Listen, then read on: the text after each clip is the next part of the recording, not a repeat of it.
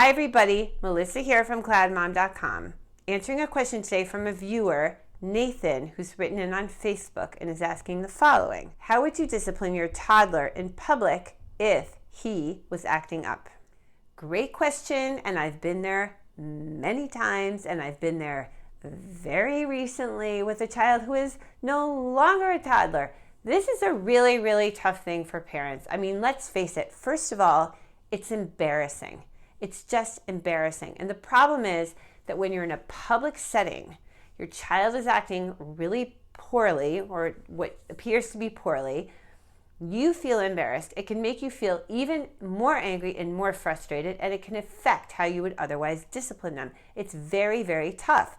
Another problem I see with it is that you might have something you want to do, like count to give the child time to calm down, or even say, listen, if you don't calm down, I'm going to impose a consequence, which, is really a punishment. But due to the fact that you're in public, it might change the way that you want to react to your child. So those things too, I think, make this much more complicated than when you are handling a child who's sort of having a tantrum in the home.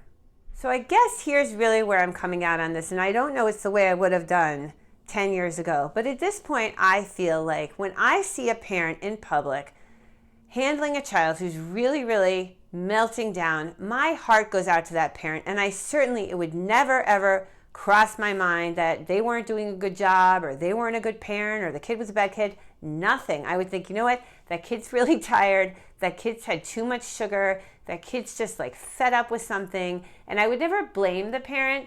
And I also think that it's important to really do what strikes you as being the right thing to do and follow your own instincts and not worry too much about what people think. So all that goes for handling the situation ideally in a similar way to how you would handle it should you be home. So, for example, if your kid just hit your other kid and that's a no-no in your house, and when that happens, there's no dessert, or there's no TV, or there's no video games, you know what? Go for it. Impose that consequence. That being said, I know with my own kids that when something like that happens and I say, you know what, that is not acceptable, I want you to think about that, and you're going to have to, go through this as a consequence, they can sometimes go even more ballistic. And if you feel that what you need as a parent in public is just to take things down a notch and make things a bit easier for you and take the stress out of the situation, so be it. Nobody is going to be sitting there with a piece of paper in the sky counting down how many times you let things go. And you know what? Your child might do something and you might choose to sort of let it go. And believe me, they will do it again, and you will have ample time in which to address that behavior. That's why they're kids. They will do it again.